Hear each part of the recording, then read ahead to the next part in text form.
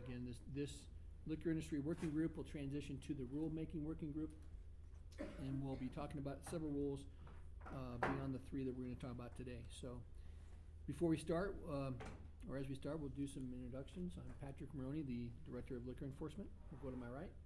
Linda Atkins from the Colorado Attorney General's Office. Dynamic from the Liquor Enforcement Division. Michelle Stone Principato from the Liquor Enforcement Division. Mickey Etrellini with Colorado Bar Owners Association, and I'd like to introduce Sonia. Hi, Sonia Rose. Sitting in for Sonia, Nick Hoover, Colorado Restaurant Association. I'm Mark Persons, Little Pub Company in Tavalina, Colorado. Caitlin Contact Detective for Naples. We'll go around here to the table, and then we'll go back to the back. Andrew Lemley, New Belgium Brewing Company. Joni Green, Distilled Spirits Council of Oh. Massachusetts. Jean McAvoy, Colorado Licensed Beverage Association. Ron Camerzell, Department of Revenue. And in the back there, start with Stephanie. Stephanie Branson, Tavernier, Colorado. Addie Hodge, also attorney. Jim Blackford, attorney. Jack Chisholm, Division of Liquor. Michael Savitt, Wine and Spirits Wholesaler in Colorado. Sandra Lallman, Liquor Enforcement. Wendy Spalding, Enforcement Division. Thank you, everybody. I'm going to pass around the sign-up sheet and mark off if you're here today, so we have a record of that, as well as the on the record and on the recording. First of all, I want to thank everybody in this room for the work we've done to get to this point of this working group where we have 3 recommendations going forward to the rules. And so I want to say thank you for all the hard work that everybody's done. It's been a good process, and I want to continue doing these in the future. So I definitely want to say thank you to everybody involved. So the first one I want to go over is recommendation 15-1, LED 15-01. And the subgroup that worked on this one was the self-pour and growler subgroup. The industry sort of came to me in summertime and asked if we wanted to have some kind of either position statement or rule that discussed self-dispensing machines in retail liquor establishments for on-premises consumption. I wasn't all that excited about it, but I think if we draft something to where we felt it was comfortable and I was comfortable with it, I was willing to listen. So with that in mind, we came up with the recommendation we have before us on 15-01. Next to the next page is actually the actual draft rule on 15-01, which is Regulation 47-908, automatic and electronic dispensing systems. Has everyone had a chance to look at this? We sent this out yesterday, and I apologize. I sent the wrong version out. It was my fault, not Sanders' fault. I sent the wrong version out when we first sent it out. They still had that pour language in it, or per drink, and I took that out. I apologize. I must have just sent the wrong one. So I want to make sure we understand what this rule says, and then make sure if we get a consensus. If there's any objections, let's discuss it here today so we can make changes to the document here. If we can all agree, we'll make changes today. I will then reflect that on the record and make changes for tomorrow's rulemaking. So in essence, what it allows to do, and I don't think we need to read the whole thing on the record. It's part of the record as an attachment.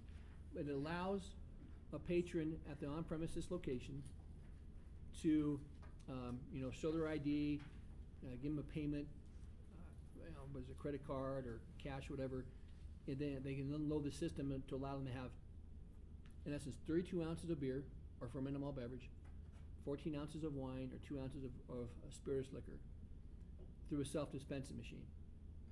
Then after those quantities are exhausted individually, they have to go back to the licensee or their employee and to get reactivated.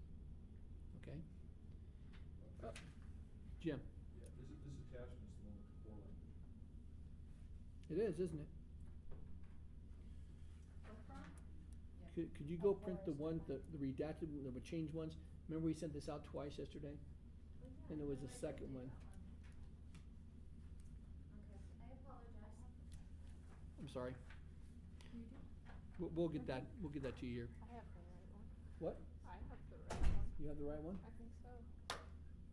Maybe she made copies. I I have the right one on recommendation, I think. Yeah, you do. The both. That's the correct one.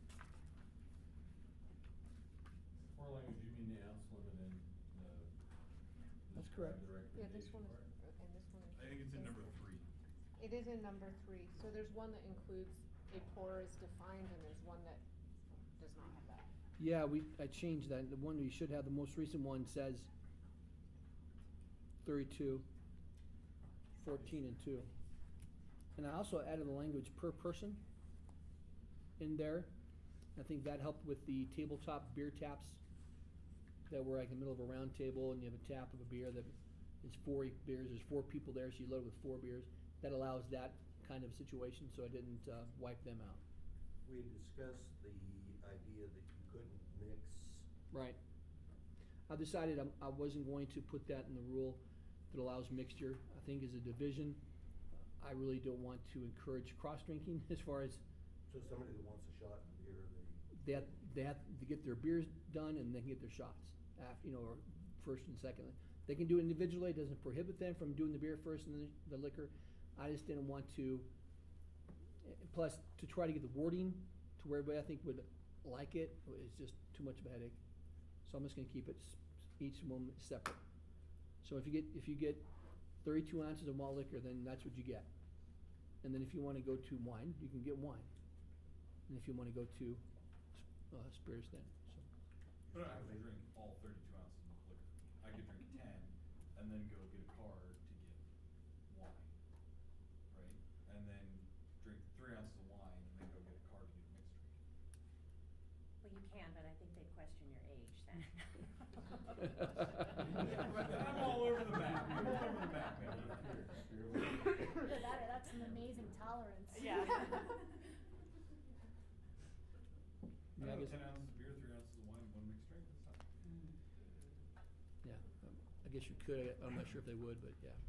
You know, hearing grapefruit vodka in some beer is pretty darn good, is what I did the other day, it was craft beer too. You drink wine, you wouldn't know about me. I know, I just drink.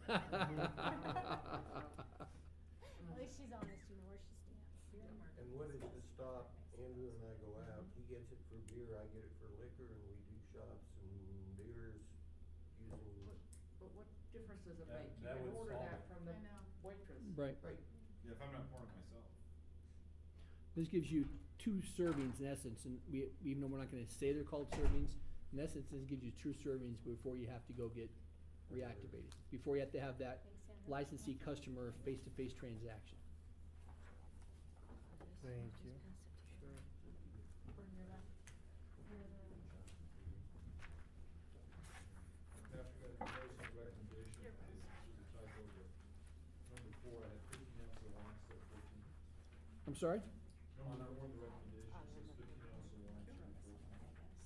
15? Yeah, under, On the on cover- the cover recommendation, sheet, On the paragraph 4. recommendation, Oh, 15 ounces of thanks. wine. just a screw up. All right, that was Doug. Yeah, we'll blame him. I'll make the change on that, it's 14 ounces. Did you guys get the new ones back?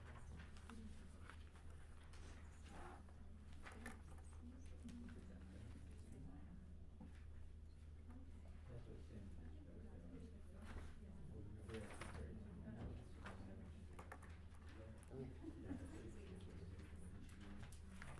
I think it goes without saying because of the title of the regulation, but do we want to consider putting a line in here that says nothing in this rule will apply to anything other than automatic and electronic dispensing systems? Look at the very bottom one. Any dispensing device used solely by the licensee or their employee not subject to paragraph C. Oh, sweet. So that's, those, There you go. So those yes. electronic machines and stuff, yeah. I drove all the way down to Fort Collins just to say that. But we appreciate your company. Yeah. We'll say you were here. Any other changes, recommendations, or discussion on the self-pour devices? I mean, I do believe it's something that can be controlled and gives the industry a little ingenuity to use these to market the products. And, we'll be watching them, but I don't think they're gonna cause a huge problem with the limitation of 2,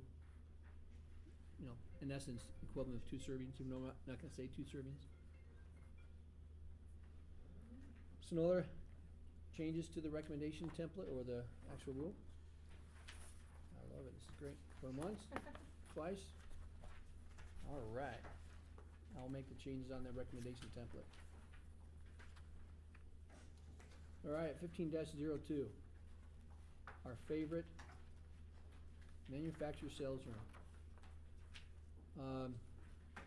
I do want to say that in my review of the rules, as I'm going through here, I found two of the rules that apply to this that I decided I wanted to add, and you haven't seen those before. We sent these out yesterday.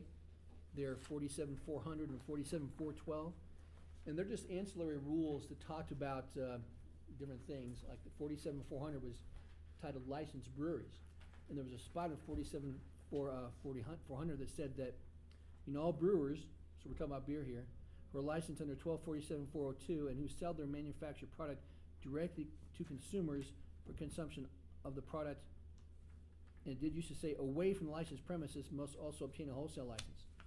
I just included the on-premise as well to reflect the new sales room.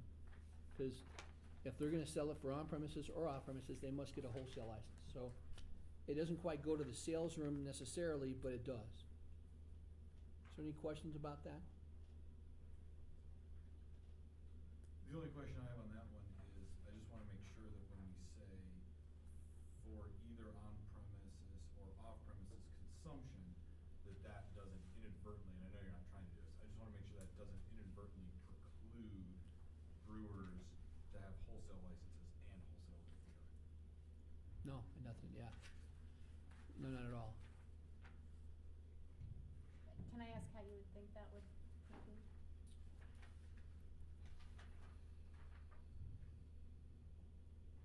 Cause No, this you is. can't ask. Okay. Yeah, I guess on-premises or off-premises consumption, I guess what premises are we defining? Cause as Well- I read it, it seems logical that it would refer back to the licensed brewery. Well, and here's another one, I think, let's have that conversation when we go to the next one, there, 412. Okay? Under E, you know, the last sentence was malt liquor wholesalers may establish one sales room for the purpose of selling malt liquor within the wholesale license premises.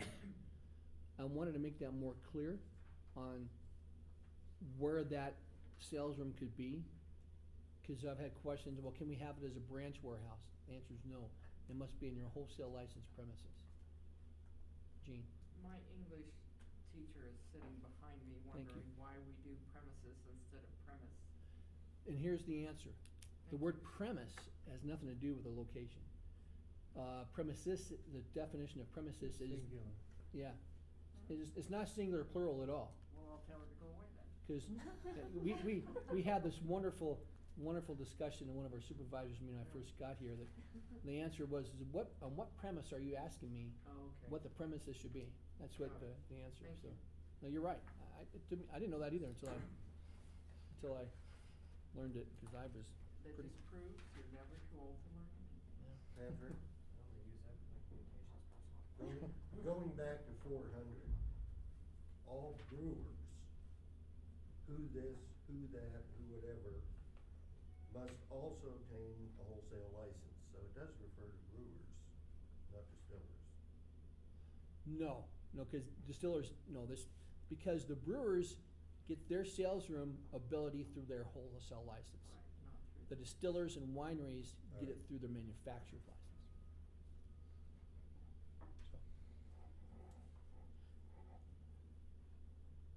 So, Is the brewer licensed or the brewery? I'm sorry, but. no, you're right. I didn't The change. brewer's not licensed, the physical plant is licensed, right? Or not, I don't know. No, the person is. The person is? The person is, Okay, yeah. thank you. So any questions about 400 or 412? This is pretty much just to make sure we clear that we're all on the same thing, and it's a little easier to understand. Although with E, I could open up a wholesaler's licensed premises, that wholesale alcohol, and open up a sales room. And Yes. I could, there's no limit on those licenses. Right, correct. This is to know, a brewer can't have a sales room without a wholesale license. That's pretty much, I think, what 400 was saying. Patrick, I'm Johnny come lately on all this stuff, but,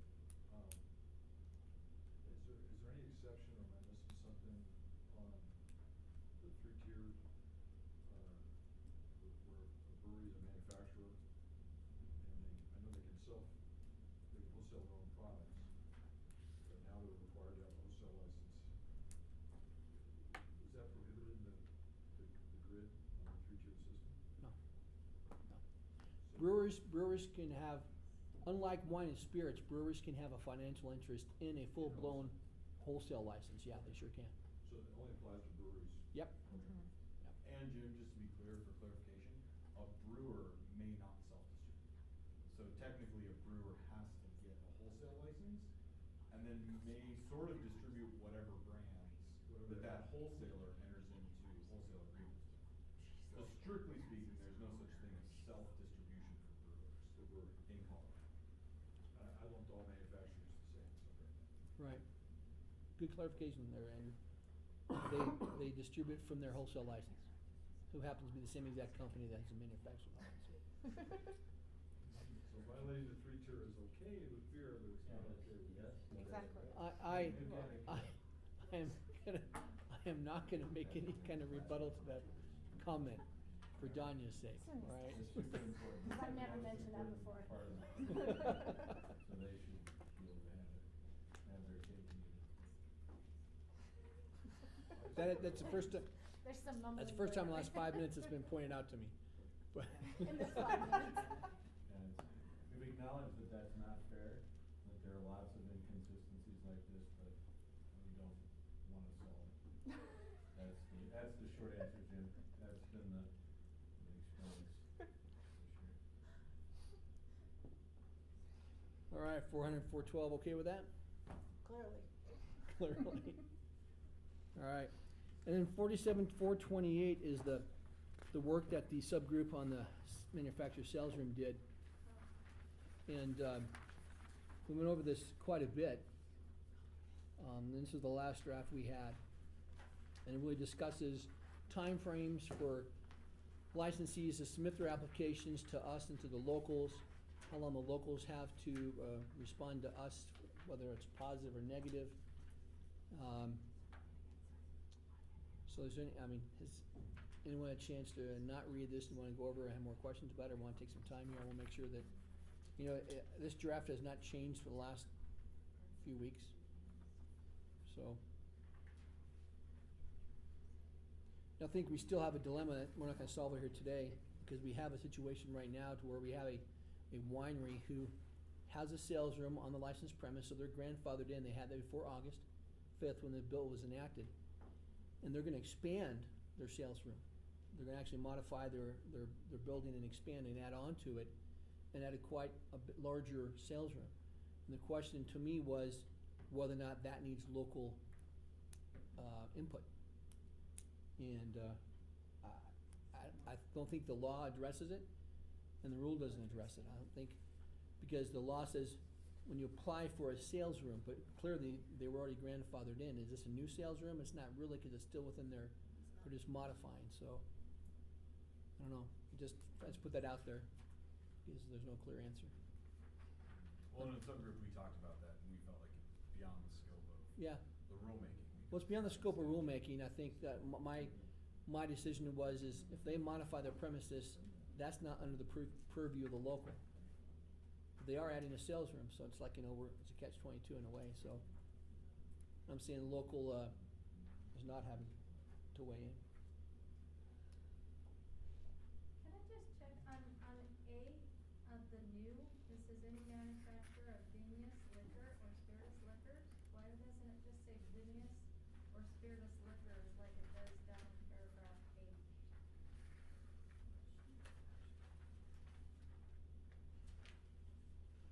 Talk about the second liquor being singular? Well, Or just take out the take out liquor the after liquor vinous. after vinous, so it could be vinous or spirituous, and then decide if it needs to be liquor or liquors. I see what you're saying. Manufacturer of vinous or spirituous liquor. Okay. It's down in H that way. All right, we'll make that change.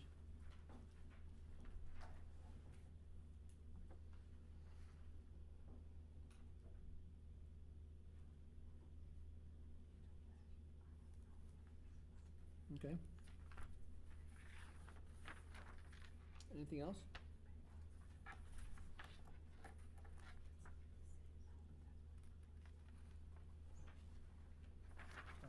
I have one on paragraph B. B? It talks about it's gonna be for no more than 3 days, Correct, for temporaries. but it doesn't say what if it's more than 3 days. Yeah, it goes on. kinda, but I think right there, it kinda leaves you hanging and saying, okay, well, what if it is for more than 3 days? Because the law addresses if it's more than 3 days, and says we have to promulgate rules of what's gonna be for less than 3 days. Okay. So law, See what I'm saying though? If I'm just somebody off the street and I'm looking at that, I don't know what the requirement is if it's more than 3 days. 1%.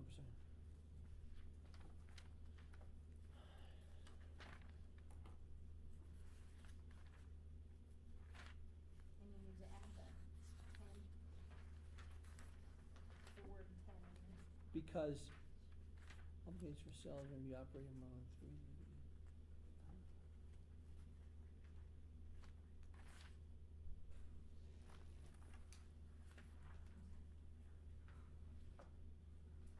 Because that's in paragraph E.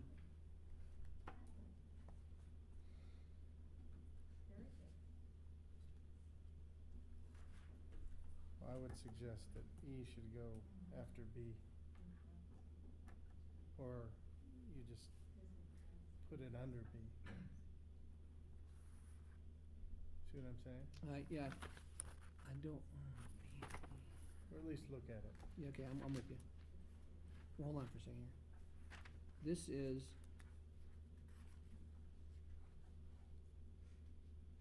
'Cause that really addresses the local authorities' response time, right? Doesn't really I guess here's the situation. B is telling how many days that the applicant has to submit their temporary application to us. right. No more than 10 business days prior to the opening of the event. Right, For a permanent, there is no, okay, there are no minimum days. okay, You know, as mandated, cause after they have a sales room, if they have to have a winery's license, and they don't get a sales rep, they can apply for sales room anytime. So this is for Okay. the temporaries only, there is no time limitation, because there's no temporary event that's gonna occur, it's gonna be a permanent. And we already have 45 days built into the law, okay. so, that's why, another reason why we didn't do that. Think about it. And then there's just a correction, B, the word 10 should be E? added in there. E. D as in David? So, you know, you have B as in 3 and then board. parentheses, B as in board. 03, she wants to write out 10 and then parentheses 10 business days. Alright. Right. Okay. So write out 10. Yep. Okay? And put 10 in parentheses. Just to be consistent.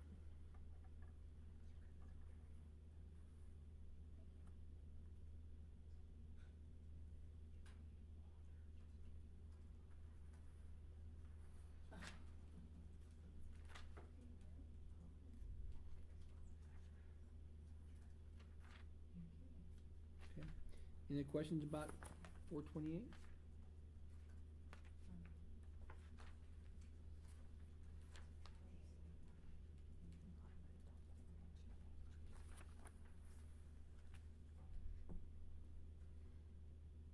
So, I just wanna make it clear that people understand, so wineries that don't have a sales room, or wineries that have a sales room, but they don't have on-premises sales and consumption, that doesn't need to go through local review, but still needs to be applied for by the state, to the state, so.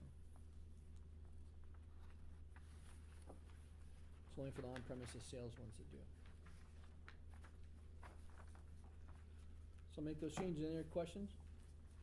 And once we get to rulemaking tomorrow, we can still make changes after that, if there's something we missed or something we just miss the boat on, we can make changes. This is what we're gonna forward as a working group to the rules group tomorrow.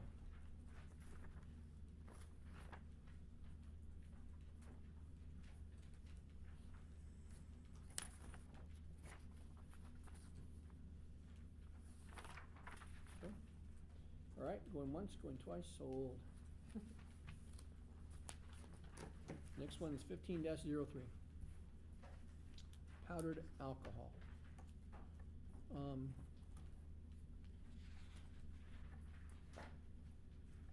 I wanna look at the actual recommendation template real quick, first, before we go to the rule, or rules. I wanted to make sure that we did document the fact that the subgroup member said, this isn't quite what we expected, but we know what this is what we can get right now. Under number 8, it says, is there a dissenting voice in your working group about this recommendation? If yes, please provide a summary of the minority opinions about this recommendation. And the way he answered it was, several subcommittee members voiced a concern that the rules did not address all their concerns with powdered alcohol, but all understand the limitations of the division and legal ability to restrict powdered alcohol beyond that of a spirituous liquor.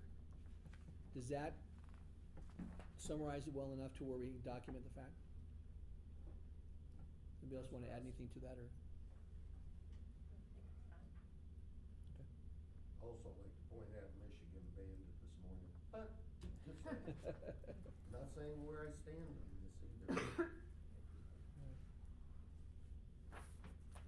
What were, Patrick, what were the concerns? You know, the concerns were, you know, it was mostly for on premises, that, the liability that gives them to, that they sort of opens their liability more exposed to something that's a product that we're not used to, it's a powder, how do we know, how can we identify it being alcohol, and, they wanted to put more restrictions on it.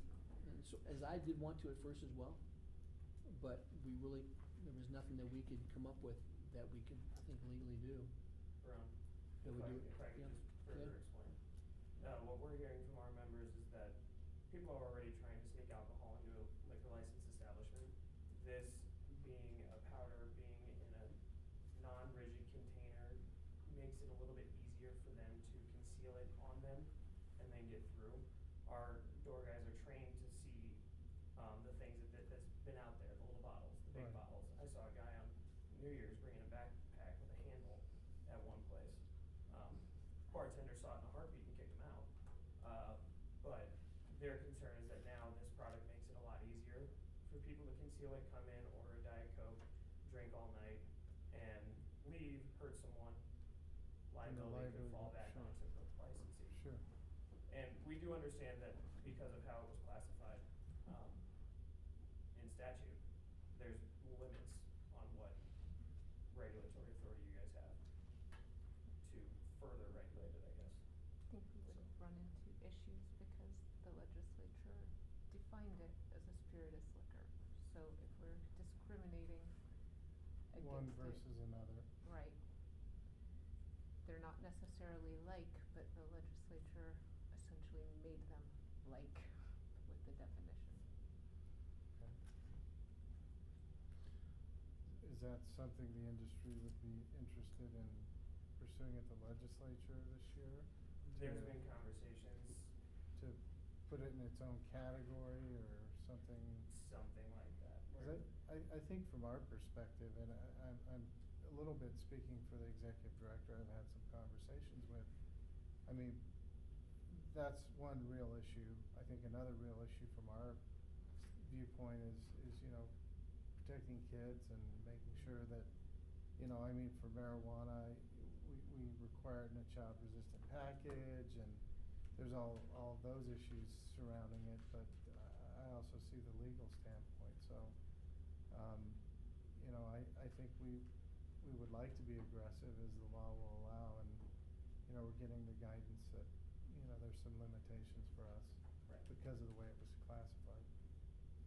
And I do think it's a slippery slope, because when the guy was here from Arizona that created this, I think he's more interested in the lawsuit than anything else. I didn't get that impression. I got that impression just waiting for the feds, or the Congress.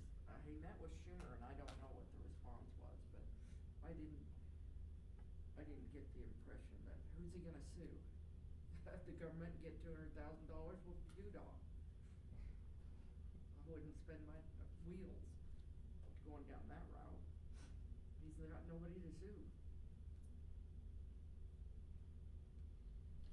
So these three rules we came up with from the subgroup under 47-100, 940, and 942. Has everyone had a chance to look at these? Or have any suggestions, modifications, additions, deletions? Was there any discussion on packaging not being resealable? No, we had a discussion, but we didn't come up with any conclusions on that. We did talk a little bit about some of the positive applications for powdered alcohol. Obviously, you eliminate breakage, you eliminate storage, you eliminate weight. There's an awful lot of things that are also positive for it, at least on the on-premise side. That we covered, and one of those things would be, we talked about what if you had it in a protein powder kind of jug, and you had a scoop, and one scoop makes, Yeah, makes a 175, I'm or talking there was more some about- discussion about more about the personal consumption, like if they're going to sell it as, here, you can buy this in your liquor store, you know, water, like for hiking, whatever. If you make that resealable, what's to say that you don't finish it, you leave it sitting around, and, somebody gets their hands on it's not supposed to, or, which, I mean, I guess could happen with the twist off beers and such, but. I'm one of many in the room that is a parent of teenagers, and I find I find their creativity to be extraordinary. On a Well, where did they continuous learn that, basis. Dad? Yeah, I was just saying. So, anyway, Blame it on the kid. I'm just saying, I don't know how it's any different than they get into your liquor cabinet and they pour some vodka in a Ziploc, super Ziploc zipper bag, and they tuck it in their pants, and they get past the limited Red Rocks bat down, and,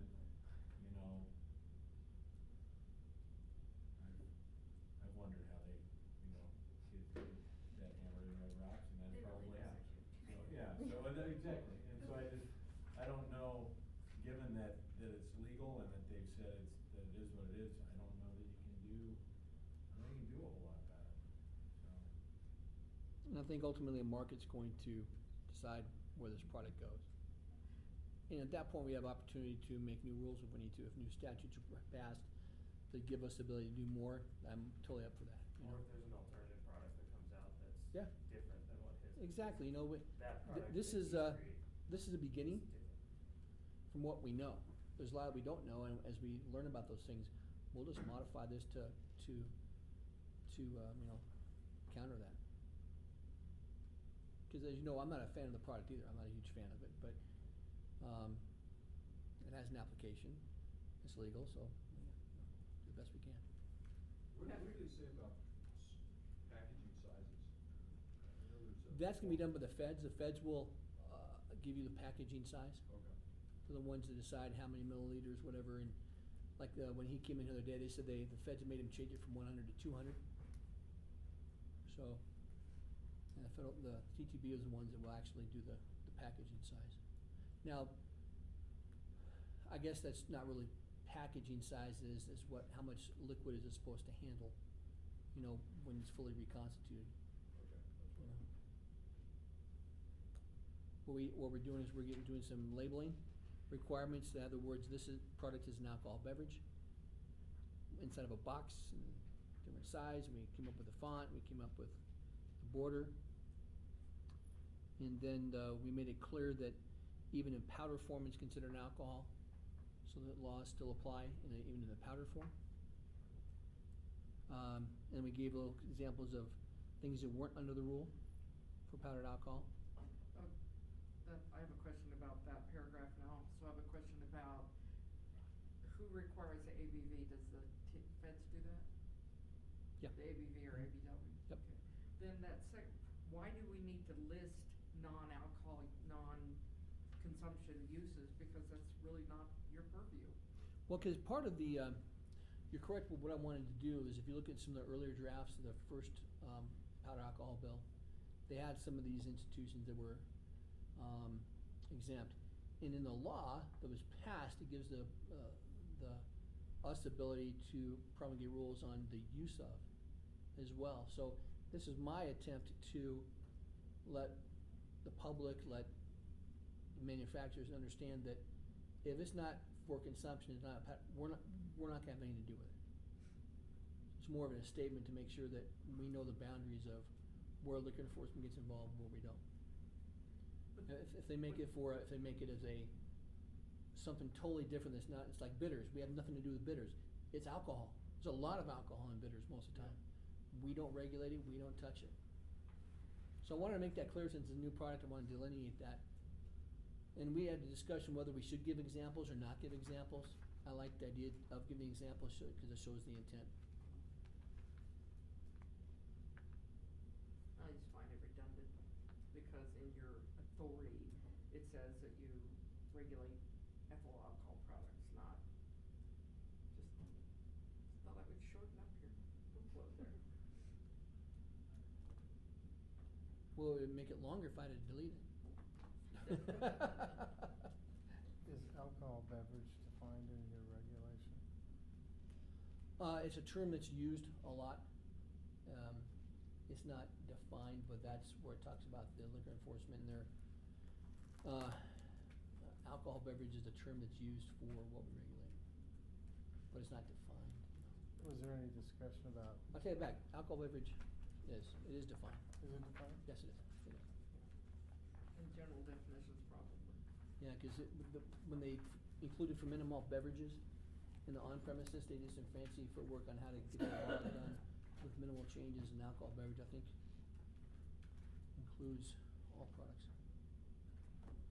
Cause I was suggesting, was there any discussion about saying this product is a spirituous liquor as defined in section 1247? May I actually put that on there? No, I think we looked at, keep it simple plus keep it, spirituous liquor. I mean, most of us know what that is sometime, but I think this is an alcohol beverages, I think pops out even more. Okay. Clear definition, yeah, Beverage is defined. it is. How's it defined? Alcohol beverage means fermented malt beverage or malt finest or spirituous liquors, except that alcohol beverage shall not include confectionery containing alcohol within the limits prescribed by section 25.5.410(1) little I to Point CRS. 575. Okay, good. That's good. 575%. Look at it. Yeah, and for the purposes of the regulation, it is defined as a spirituous liquor. I mean, in the statute and again in the regulation. Okay.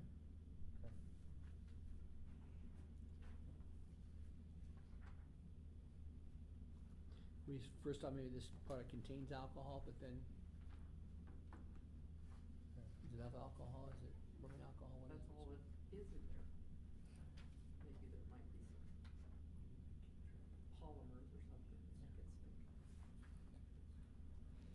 We should have 27 point size font. Clarify it, since fonts are measured in points. 27. Yeah. There's, yeah.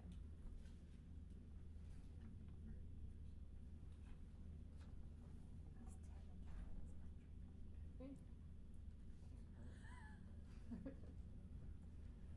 Alright, it was suggested after the 27, under the sign or the packaging, where it says this is an alcohol beverage, just add a minimum of 27 point size font to make it clear. So I'll add that.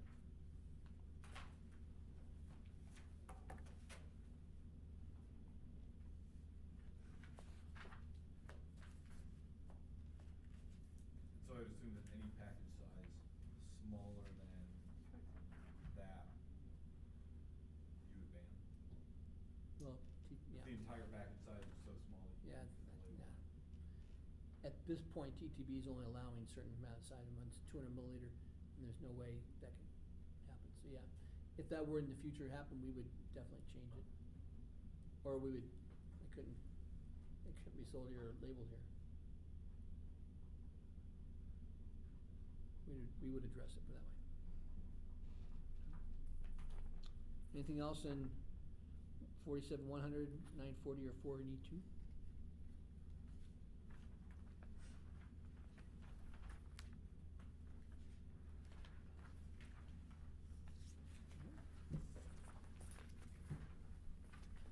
That is all I had on the subgroup recommendations. We don't need to take a break. And I open it up to either, anything else from the subgroup or the liquor industry working group we wanted to address at this point? Can I add one thing? Yeah. I just wanted to say thank you. This is my first working group meetings, and I was on several subcommittees with all of you folks, and I appreciated getting to know everybody. I appreciated everyone's patience and my learning curve, so thanks. It's been a nice session. Now look back at last year's working group, we had 10 recommendations, so I think we'll have probably more next year. I think it's gonna be a fun year.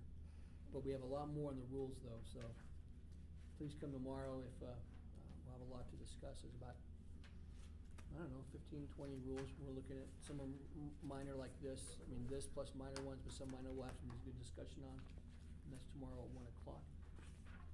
And we will have at least two rule meetings tomorrow, and then again the 28th. Maybe another one if we need to, maybe some meetings in between, because I don't want, some of those may not reach consensus, we'll have to decide. And some will be, which everyone gets an opportunity to provide input to the hearing officer when we have the hearing in December, so. As far as the liquor industry working group is concerned, these three recommendations will go forward as a consensus. Any objection? Okay. Okay, anything else from the subgroup? Anybody from the public sitting in the back? Quiet group. This is almost the quickest working group meeting I've had. Jinx it. Well, you could've had it at 1 o'clock yesterday or tomorrow and saved us another trip. We're gonna need all 4 hours for tomorrow, Gene. I know, but 5 would've been, no, I'm just teasing around. Just Gene, another at hour least it's drive. not Friday afternoon. Huh? Yeah, sure. Yeah, it's not Friday John afternoon. Tipton didn't schedule it. He got better. They're in Vegas at the National Beer thing, so. And Patrick, I don't know if, Dave Wright's mentioned too, but I thought something that might be interesting in coming years as you do this committee, or as you seek this committee, might be to have representatives from different tiers lead the subgroups, so it's not the same people leading the subgroups every year. I think at least this year, the leaders were John, Tipton, Jim, Doug Caskey, and me, so that's the 4 that did the subgroups this year. Yeah, every year, I'm not, last year, I don't think, who were the chairs? There were different chairs last year, I think. Still did the trade. What's that? John Tipton still did the trade practice. Yeah. Trade practice has been with John, and I think it'd be interesting to have that get led, that rule of, you wanna control a meeting, control the agenda, and you wanna control the outcome, control the minutes. So you're talking about that specific subgroup or the rest of them as well? That specific subgroup, I haven't seen a lot of progress, at least, from our industry's perspective. We had scuttled some legislation a couple of years ago with some assurances we could maybe work through it in rulemaking as related to some rebates and things. It's never been revisited. It's been brought up, but it's never really been discussed. Yeah, we are gonna discuss 2 things on trade practices tomorrow. Yeah. At a minimum. One is rebates. We're gonna discuss that. I got the Tavern League's request on rebates. I'm gonna bring it up for discussion. I'm not gonna propose the draft rule at this point, but I wanna bring it up for discussion. And the second one is the display enhancers. And everybody should have got a copy of how my suggested rule changes on that when it comes to allowing 4 display enhancers per retailer per year. And not running afoul of 1247-308, which I found out does not, so we're able to do that and recommend, so that, either on or off premises retailer have the ability to have 4 times a year for 30 days each, a display enhancer for a giveaway. Under somewhat the same, almost the same, not quite, guidelines that were given before by letter. So that's, and if you didn't see that, that's, so Those are two things we are gonna discuss tomorrow under rule, so. Hand sales and. Hand sales, On what display. we've decided at this point is going forward is we're not gonna suggest any rules for hand sales, but that an IRC would suffice. And that's allowed under current rules, so there's no need to make a rule for something that's already there. It's not very convenient for the customer. Yeah, so you're gonna say we can't do hand sales the way we've been doing them, we have to have an IRC. That's gonna be my proposal, yeah.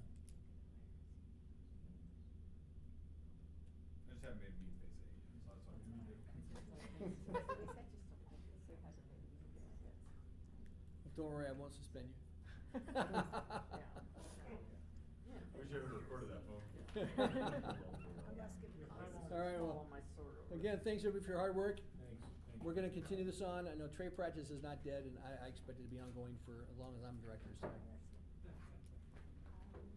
All right, meeting adjourned. Thank you. Thank you.